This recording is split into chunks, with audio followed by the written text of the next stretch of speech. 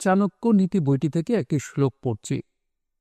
অহিংসা হল শ্রেষ্ঠ ধর্ম, অহিংসা হল শ্রেষ্ঠ জ্ঞান এবং অহিংসাই হল শ্রেষ্ঠ দান। পণ্ডিতরা এমনই জানেন। যেমন পরিস্থিতির সম্মুখীন হওয়া যাক না কেন, অহিংসার নীতি কখনো ত্যাগ করা উচিত নয়।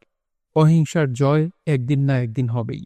অর্থাৎ চাণক্য এখানে যেটা বলতে চেয়েছেন সেটা হচ্ছে, মানুষ আসলে হিংসা করে জীবনে বেশি উন্নতি লাভ করতে পারে না। আপনি দেখবেন হিংসুক মানুষ জীবনে খুব বেশি কিছু অর্জন করতে পারে না, এবং দেখবেন যারা জীবনে উন্নতি করছে তারা হিংসা না করে নিজের কাজটাই ঠিকমতো করছে এবং নিজের কাজে ফোকাস দিচ্ছে।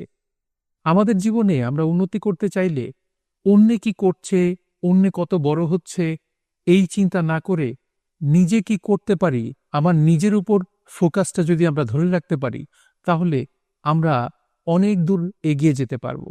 তাই অহিংসাই জীবনের মূল চাবিকাঠি হওয়া উচিত। চাণক্য সেই কারণেই বলেছেন, অহিংসার জয় একদিন না একদিন হবেই।